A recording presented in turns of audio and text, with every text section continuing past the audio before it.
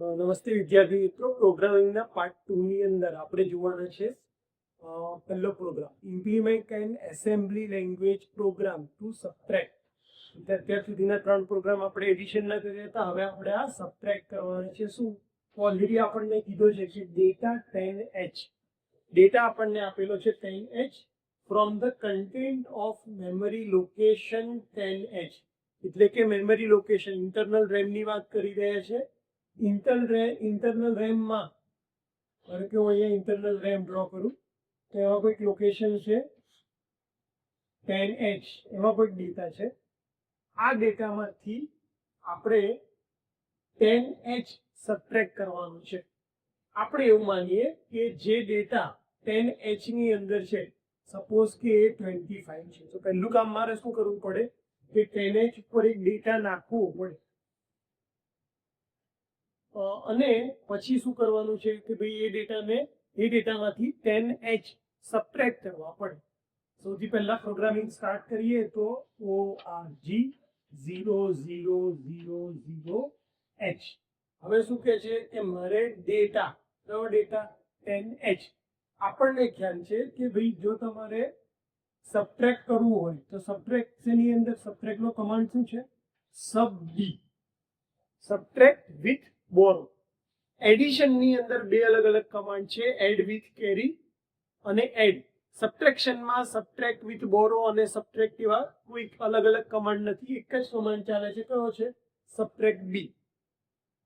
એટલા માટે તમારે શું કરવું પડે કે તમારો એક ડેટા જે હશે એ ક્યાં લાવવું પડે?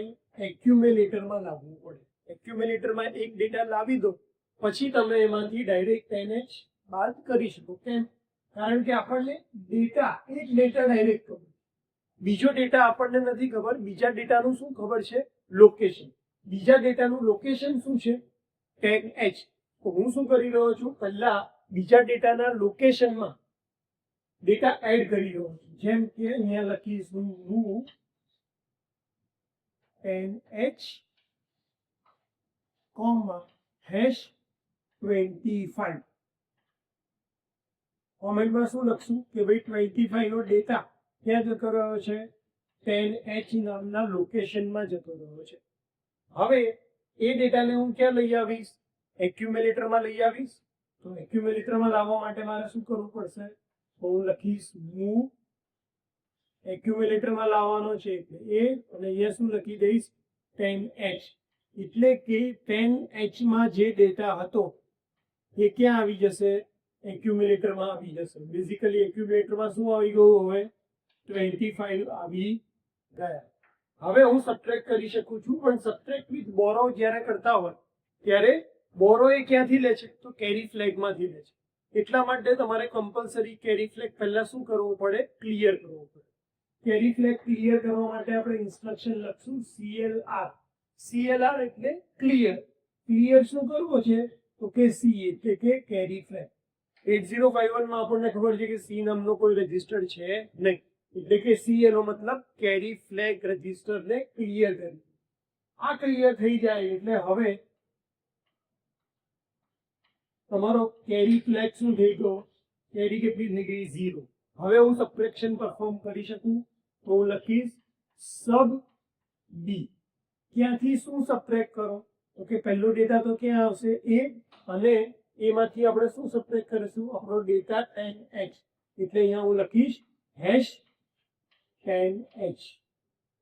આમાં કન્ફ્યુઝન એટલા માટે થઈ શકે કે ડેટા પણ 10h આપ્યો છે અને લોકેશન 10h આપ્યો છે. એટલા માટે તમારે ખાસ ધ્યાન રાખીને કરવું પડે કે 10h ડેટામાં તમે પહેલા કોઈ 10h એડ્રેસ ઉપર તમે કોઈ ડેટા નાખો અને એ ડેટાને શેમાંથી બાદ કરો? 10h માંથી બાદ કરો. એટલે જ્યારે તમે લખો છો subtract with borrow a, #10h, તો કોમેન્ટમાં શું થાય છે એકચ્યુઅલી? તો કે a ઇક્વલ ટુ થશે a -10 બોરો. તો આપણો a ની વેલ્યુ કેટલી હતી? 25. 25 -10 એટલે 15, અને 15 - બોરો. બોરોની વેલ્યુ આપણે કઈ રીતે કરી નાખી છે? 0. એટલે આપણો કરેક્ટ આન્સર શું આવશે? 15 આન્સર આવી જશે. એને તમે ચાહો from the content of memory location 10H તો આન્સર આવી ગયો. અને હવે તમે ચાહો તો એ આન્સરને પાછો 10H માં અથવા બીજા કોઈ લોકેશન પર સ્ટોર કરી શકો. આટલામાં તમારો પ્રોગ્રામ આવી ગયો છે. પણ તમારે હજી સેફર સાઇડ કરવું હોય તો તમે તમારું જે રિઝલ્ટ છે એને પાછું ક્યાં મૂવ કરી દો તો કે 10H નામના લોકેશન, એટલે કે 10H, A. તો હવે શું થશે, તમારું જે રિઝલ્ટ આવ્યું છે એ ક્યાં મૂવ થઈ જશે, 10H માં મૂવ થઈ જશે. એટલે 10H માં જે નંબર કલાક 25 હતો એ હવે કેટલો થઈ જશે, 15 થઈ જશે. પ્રોગ્રામ પતી ગયો છે એટલે છેલ્લે આપણે શું લખી દઈશું, એન્ડ લખી દઈશું. તો આ શું થઈ જશે, આપણો પ્રોગ્રામ સબટ્રેક્ટ કરવાનો. શું સબટ્રેક્ટ કરવાનો, 10H આ ડેટા છે જેને કયા કન્ટેન્ટ તો કે લોકેશન 10H ના જે કન્ટેન્ટ છે એમાંથી એને બાદ કરવા માટેનો છે આ પ્રોગ્રામ. દરેક વખતે જ્યારે તમે સબટ્રેક્ટ વાળો પ્રોગ્રામ લો ત્યારે ક્લિયર કેરી કરવાનું, કારણ કે 8 બીટનું ઓપરેશન છે એટલા માટે. ઓકે, 16 બીટનું ઓપરેશન હોય તો તમારે પહેલા 8 બીટમાં જરૂર નહીં પડે, પણ એના પછીના 8 બીટ હોય ત્યારે ડેટા કદાચ બોરો કરવાની જરૂર પડે. અથવા તો નાના નંબરમાંથી મોટો નંબર બાદ કરવો ત્યારે તમારે બોરો બીટની જરૂર પડે, તો એ વખતે તમારે ક્લિયર કરવાની જરૂર નથી. તો આ આપણો આખો પ્રોગ્રામ આવી ગયો છે. હવે આપણે કામ પ્રોગ્રામ ઉપર શિફ્ટ થશું.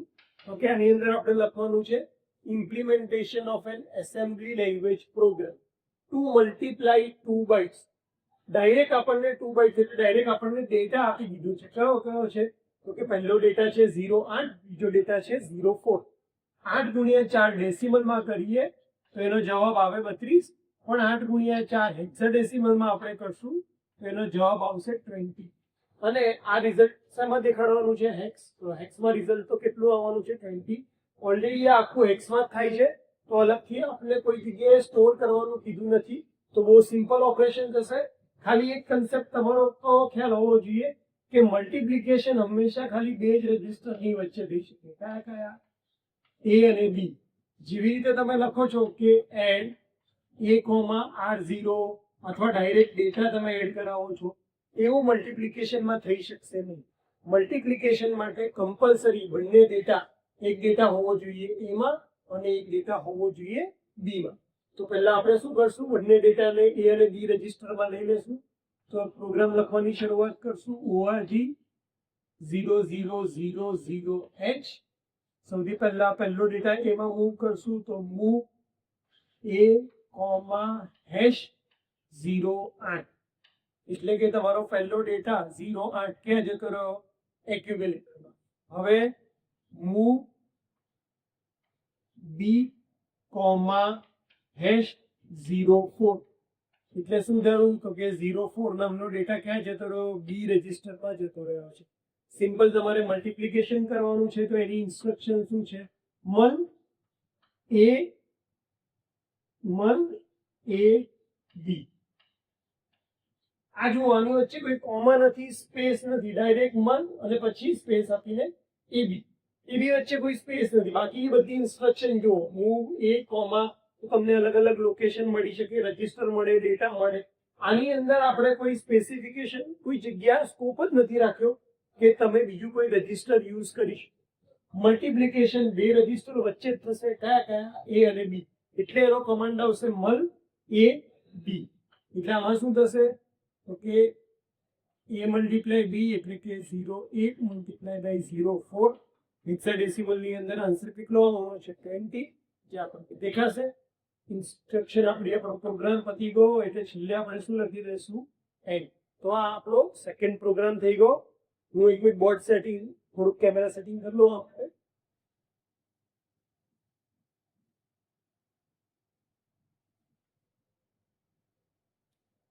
સારું, હવે આપણો છઠ્ઠો પ્રોગ્રામ અંદર આવે છે implement an assembly language program to rotate content of location 60H. 60H નામનું જે લોકેશન છે ઇન્ટરનલ રેમમાં, એનો જે ડેટા છે એને તમારે એક બીટથી લેફ્ટ રોટેટ કરાવવાનો છે. લેફ્ટ રોટેટ કરાવવાનો એટલે સિમ્પલ આપણે સમજીએ. ધારો કે મારી પાસે આ 8 બીટ છે, હું અહીંયા નંબર એક લખી દઉં છું 0000 અને 0100. તો 0 1 0 0 આ નંબર કયો થયો 4 અને આ શું થયું 0 આ 4 બીટ માટે 0 આ 4 બીટ માટે 4 નંબર છે મારે એક બીટ થી લેફ્ટ રોટેટ કરાવવાનું છે લેફ્ટ એટલે આ સાઈડ થશે તો આ બીટ ક્યાં જવો જોઈએ અહીંયા જવો આ તમારો MSB છે MSB એટલે મોસ્ટ સિગ્નિફિકન્ટ નંબર આ LSB લીસ્ટ સિગ્નિફિકન્ટ નંબર તો LSB માંથી ડેટા ક્યાં જશે આગળ જશે એટલે જેવું તમે રોટેટ લેફ્ટ કરાવો તો આ જે 0 નંબર છે એ આવશે અહીંયા આ જે 0 નંબર છે એ આવશે અહીંયા આ 1 નંબર આવશે એ આવશે અહીંયા આ 0 નંબર આવશે અહીંયા આ 0 નંબર આવશે અહીંયા આ 0 નંબર આવશે અહીંયા આ 0 નંબર આવશે અહીંયા હવે આ જે MSB છે એ બહાર નીકળીને ક્યાં આવશે તો કે તમારા છેલ્લા બીટમાં ટ્રાન્સફર થશે સાથે સાથે શું થાય છે તો કે MSB ક્યાં જાય છે કેરી ફ્લેગમાં પણ જાય છે તો આ LSB 0 છે એ ફરીને ક્યાં આવતો રહ્યો અહીંયા એટલે રોટેટ થયા પછી તમારો નંબર જે પહેલા શું હતો 0 4 હવે એ શું થઈ ગયો તો કે આના માટે આવશે 8 આના માટે આવશે 0 એટલે કે એક બીટ તમારી જે બીટ્સ છે એક બીટને લેફ્ટ સાઈડ રોટેટ કરવાથી તમને શું મળે છે નંબરનું મલ્ટીપ્લિકેશન મળે છે તમારો નંબર સીધો શું થઈ જાય છે ડબલ થાય છે જે હોય એના કરતા ડબલ નંબર કરવો હોય તો તમારે તમારા બીટને કઈ બાજુ રોટેટ કરવાના લેફ્ટ સાઈડ રોટેટ કરવાના અને એના માટે ઇન્સ્ટ્રક્શન છે રોટેટ લેફ્ટ એ RLA એક વસ્તુ ખાસ યાદ રાખજો કે રોટેટ લેફ્ટ અથવા રોટેટ રાઈટ કરાવવો હોય તો ડેટા તમારે કમ્પલસરી એક્યુમ્યુલેટરમાં જ લાવવો પડે એક્યુમ્યુલેટરમાં જે ડેટા હોય એને જ તમે રોટેટ રાઈટ અથવા રોટેટ લેફ્ટ કરાવી શકો છો તો આપણે ઇન્સ્ટ્રક્શન ચાલુ કરીએ સૌથી પહેલા તો શું કરવું પડશે મારે 60 નંબરના લોકેશન ઉપર ડેટા મૂકવો પડશે શરૂઆત કરશું આપણું ORG 000H સ્ટાર્ટ કરીશું મૂવ કરવાનું તો કે મૂવ ક્યાં લઈ જવું છે 60H નંબરના લોકેશન ઉપર ડેટા મૂવ કરવો છે તો 60H #04 આ મારો શું મૂક્યું મેં ડેટા 04 નામનો ડેટા ક્યાં ગયો તો કે 60 નામના 60 લોકેશન ઉપર ડેટા સેવ થઈ ગયો 04H હવે મારે શું કરવું પડે તો કે મારે એને રોટેટ લેફ્ટ કરવું છે તો ડાયરેક્ટ કરાશે નહીં એટલા માટે મારે એને ક્યાં લઈ જવું પડશે એક્યુમ્યુલેટરમાં તો એક્યુમ્યુલેટરમાં લઈ જવા માટે હું શું કરીશ મૂવ A,60H અને અહીંયા સરી તો શું અહીંયા કોમેન્ટમાં શું લખશું કે 60H નામના કન્ટેન્ટ ઉપરથી લોકેશન ઉપરથી ડેટા ક્યાં આવશે એક્યુમ્યુલેટર એક વખત ડેટા એક્યુમ્યુલેટરમાં આવી ગયો પછી તમે એ રોટેટ લેફ્ટ કરાવી શકો છો કઈ કમાન્ડથી તો કે RLA રોટેટ લેફ્ટ કોને એક્યુમ્યુલેટર એટલે શું થશે ડેટા તમારો એક બાજુ એક બીટ થી લેફ્ટ બીટમાં જશે MSB નો જે બીટ હશે એ કેરીમાં પણ જશે અને અહીંયા લાસ્ટ બીટમાં આવી જશે હવે મારે શું કરવું છે રિઝલ્ટને પાછું સ્ટોર કરાવવું છે 60 નંબરના લોકેશન ઉપર જેથી કરીને હું નવો નંબર જાણી શકું એટલે હું શું કરીશ કમાન્ડ તો કે મૂવ 60H શું કરી દઈશ A અને શું કરી દઈશ સેમિકોલન એટલે હવે શું થશે A ની અંદર જે ડેટા હશે આ ઇન્સ્ટ્રક્શન પછી એમાં ડેટા શું હશે જે તમારો 04 નંબર હતો એ હવે શું થઈ ગયો 08 એટલે એક્યુમ્યુલેટરનો ડેટા કે જે 08 છે એ આપણે ક્યાં ટ્રાન્સફર કરીએ છીએ 60 નંબરના લોકેશન રિઝલ્ટ મળી ગયું આપણે જોઈ લીધું એટલે આપણો પ્રોગ્રામ પતી એન્ડ પછી સેમિકોલન કરવાનો તમારો જે પ્રોગ્રામ પતી જાય આપણે એન્ડ લખીએ અહીંયા સેમિકોલન કરવાનો બાકી બધી જ જગ્યાએ સેમિકોલન કરી અને તમારે કોમેન્ટ લખવાની છે સેમિકોલન પછી આપણે જે લખીએ છીએ આ બધું આ તમારી કોમેન્ટ છે જે ઇન્ડિકેટ કરે છે કે તમને પ્રોગ્રામમાં ખબર પડી રહી તો મારે ફરીથી એક જ સજેશન ફરીવાર હું કહું છું કે તમે આ પ્રોગ્રામ એકવાર સમજી લાવો પછી વિડીયો પોઝ કરો પોતાની જાતે પ્રોગ્રામ લખવા ટ્રાય કરો જેથી કરીને તમારું પ્રોગ્રામિંગનું અન્ડરસ્ટેન્ડિંગ હશે એ ધીરે ધીરે ઇમ્પ્રૂવ થતું જશે અને તમને કોઈ પણ પ્રોગ્રામિંગમાં પછી બીક નહીં લાગે તમે પ્રોગ્રામ જાતે લખી શકશો પ્રોગ્રામ જાતે જ્યાં સુધી ટ્રાય નહીં કરો બહુ તો શું થશે ભૂલ થશે મૂવની જગ્યાએ કદાચ મૂવ X લખી નાખ્યું મૂવ B લખી નાખશો અથવા તો R0 લખશો પણ એ ભૂલ કરવાથી તમને ખ્યાલ તો આવશે આપણે ભૂલો કરવામાંથી શીખીએ છીએ બરાબર ડાયરેક્ટ કોઈ પરફેક્ટ નથી આવ્યું જ્યારે હું પ્રોગ્રામિંગ શીખતો હતો મારી પણ ઘણી બધી ભૂલો થઈ છે, ઘણી વખત પ્રોગ્રામ લખ્યા છે, ત્યારે જઈને મને પ્રોગ્રામ હવે લખતા ફાવે છે, કારણ કે મારી પાસે દિમાગમાં અન્ડરસ્ટેન્ડિંગ પ્રોગ્રામ વિશેનું હવે મને ખ્યાલ છે કે કયો ડેટા ક્યાંથી ક્યાં મૂવ કરાવવાનો છે, ઇન્ટરનલ મેમરી કઈ રીતે બની છે. તો જેટલું પ્રોગ્રામિંગ તમે કરતા જશો તમારું સબ્જેક્ટનું અન્ડરસ્ટેન્ડિંગ વધતું જશે અને તમને પ્રોગ્રામમાં વધારે મજા આવશે. હોપ કે તમને આ પ્રોગ્રામ ખ્યાલ આવી ગયા હશે. વિડીયો જોવા માટે અને તમારો ટાઈમ આપવા માટે થેન્ક યુ.